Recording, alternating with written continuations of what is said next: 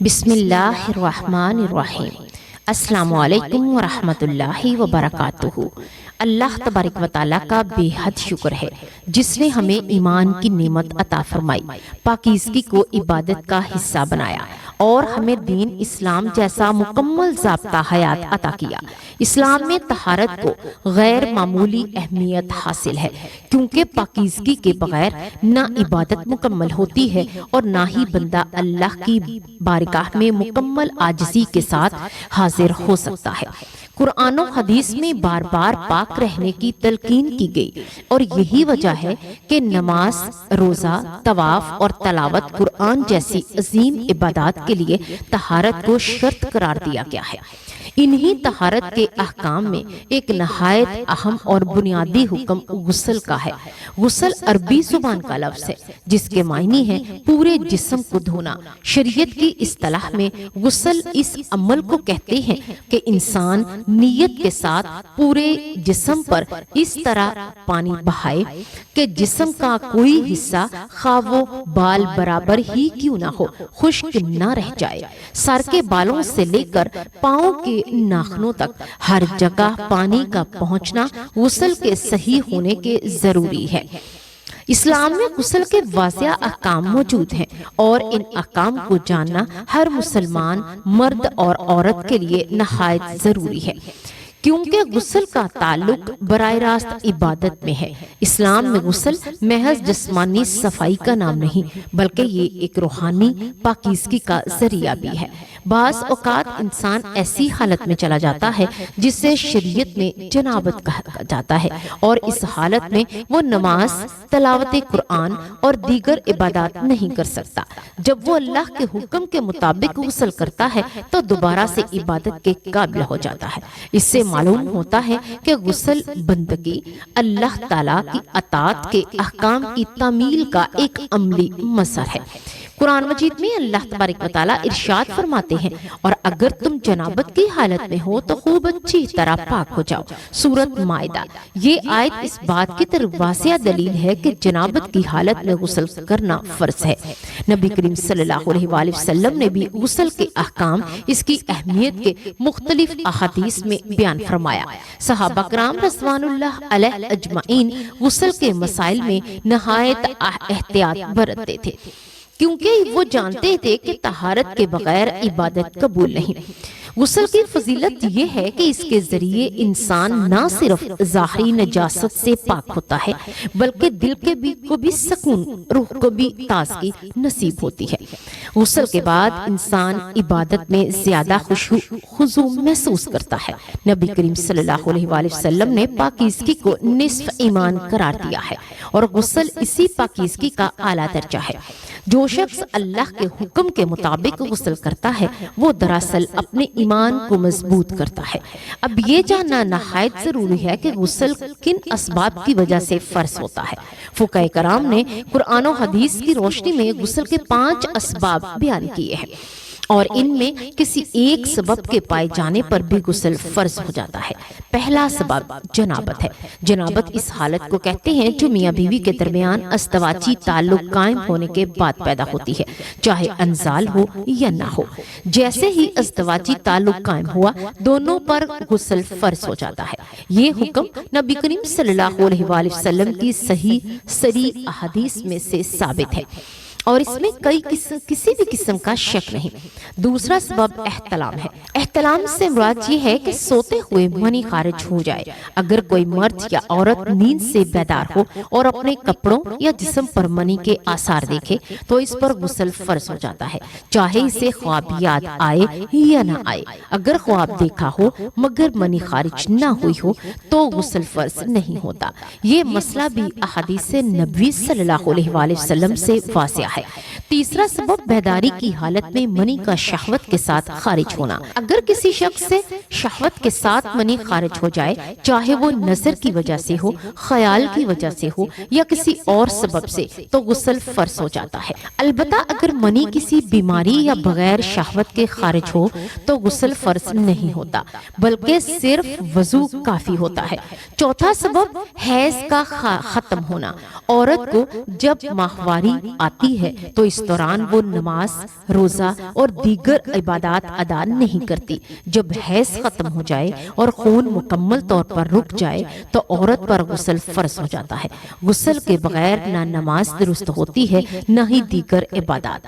یہ حکم قرآن و سنت دونوں سے ثابت ہے۔ پانچواں سبب نفاس کا ختم ہونا۔ نفاس اس خون کو کہتے ہیں جو بچے کی پیدائش کے بعد عورت کو آتا ہے۔ جب نفاس ختم ہو جائے تو عورت پر غسل فرض ہو جاتا ہے اور غسل کے بعد ہی وہ عبادت کرنے کے قابل ہوتی ہے۔ فقہائے کرام نے نفاس کے احکام کو بھی تفصیل سے بیان کیا ہے تاکہ عورت کسی مسئلے میں مبتلا نہ ہو۔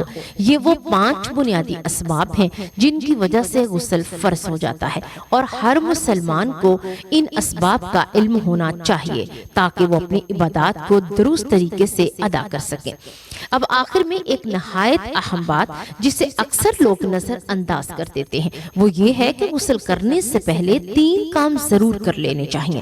بہت سے معتبر علماء اور فقہائے کرام نے ان 3 کاموں کو نہایت ضروری قرار دیا ہے، خاص طور پر جب غسل جنابت کا ہو تاکہ بدن میں موجود اثرات پوری طرح ختم ہو جائیں اور غسل مکمل طور پر درست ہو۔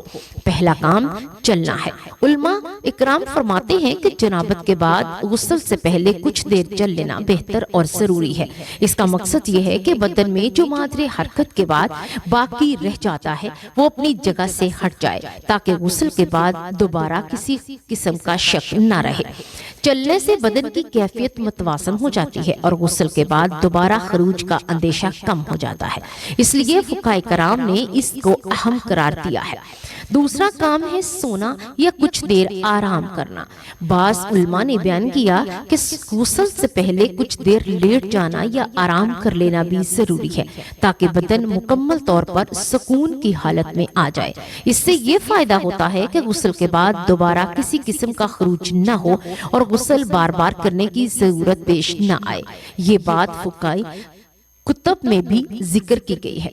تیسرا کام پیشاب کرنا، اور یہ سب سے زیادہ اہم سمجھا جاتا ہے۔ علماء کرام فرماتے ہیں کہ غسل سے پہلے پیشاب کرنا بہت ضروری ہے تاکہ پیشاب کی نالی میں اگر کوئی مادہ باقی ہو تو وہ خارج ہو جائے، اور اگر یہ احتیاط نہ کی گئی تو بعض اوقات غسل کے بعد قطرہ نکل آنے کا اندیشہ رہتا ہے جس سے طہارت میں شک پیدا ہو جاتا ہے۔ اسی لیے فقہائے انحاف خصوصاً اس بات پر زور دیتے ہیں کہ غسل جنابت سے پہلے پیشاب ضرور کر لیا جائے۔ یہ تینوں کام اس لیے بیان کیے جاتے ہیں تاکہ غسل مکمل، صحیح اور ہر طرح کے شک و شبہ سے پاک ہو جائے۔ اگرچہ عام حالات میں غسل ان کے بغیر بھی ہو جاتا ہے، لیکن علماء نے احتیاطاً ان کو لازمی قرار دیا ہے تاکہ عبادت میں کسی بھی قسم کی کوئی کمی نہ رہ جائے۔ اللہ تبارک و تعالیٰ سے دعا ہے کہ وہ ہمیں طہارت کے ان اہم احکام کو صحیح طور پر سمجھنے، یاد رکھنے اور ان پر عمل کرنے کی توفیق عطا فرمائے۔ اللہ تبارک و تعالیٰ ہمیں ظاہری اور باطنی دونوں پاکیزگی نصیب فرمائے، ہماری عبادات کو قبول فرمائے اور ہمیں دین کی صحیح سمجھ عطا فرمائے۔ اللہ تبارک و تعالیٰ سے دعا ہے کہ اللہ تبارک و تعالیٰ ہمیں دین کی بات کو سننے، سمجھنے اور اس پر عمل کرنے کی توفیق عطا فرمائے۔ اللہ تبارک و تعالیٰ ہمیں پنجگانہ نمازی بنائے اور قرآن و سنت کے مطابق زندگی بسر کرنے والا بنائے، ہمیں اسلام کے اصولوں کے مطابق اپنی زندگیوں کو ڈھالنے کی توفیق دے۔ اللہ تبارک و تعالی ہم تمام کا حامی و ناصر ہو، آمین یا رب العالمین۔ پیارے ناظرین، اگر آپ کو ہماری یہ معلوماتی اور ایمان افروز ویڈیو پسند آئی ہو تو آپ سے گزارش ہے کہ اسے لائک ضرور کیجیے گا اور اس نیک عمل کو صدقہ جاریہ سمجھ کر اپنے دوستوں اور عزیزوں تک ضرور پہنچائیے گا، کیونکہ رسول اللہ صلی اللہ علیہ وآلہ وسلم نے فرمایا، جو شخص کسی کو بھلائی کی طرف بلاتا ہے تو اسے ویسا ہی اجر ملتا ہے جیسا کہ عمل کرنے والے کو ملتا ہے۔ ہو سکتا ہے کہ آپ کی ایک شیئر کی ہوئی ویڈیو کسی کے دل کی دنیا بدل دے، کسی کو علم عطا کرے، کسی کی زندگی میں روشنی لے آئے۔ اس کا ثواب ہمیشہ ہمیشہ کے لیے آپ کے نامہ اعمال میں جمع ہوتا رہے۔ یاد رکھیے، اچھی بات کو پھیلانا خود ایک نیکی ہے، اور نیکی کے چراغ جلانے والے کبھی اندھیروں میں نہیں رہتے۔ لہٰذا ناظرین، ہماری ویڈیو کو لائک کرنا نہ بھولیے گا، اور اگر آپ پہلی بار ہمارے چینل پر آئے ہیں تو چینل کو ضرور سبسکرائب کیجیے گا، تاکہ آنے والی مزید ایمان افروز اور معلوماتی ویڈیو آپ تک سب سے پہلے پہنچ سکیں۔ ہم دل کی گہرائیوں سے دعا کرتے ہیں کہ اللہ تبارک و تعالی آپ سب کو دنیا و آخرت کی کامیابیاں عطا فرمائے، آپ کے گھروں میں برکتیں نازل فرمائے، اور آپ کی دعاؤں کو قبول فرمائے، آپ کے دین اور دنیا کے مسائل آسان کرے، اور آپ کو دین کی خدمت کی توفیق عطا فرمائے۔ آمین یا رب العالمین۔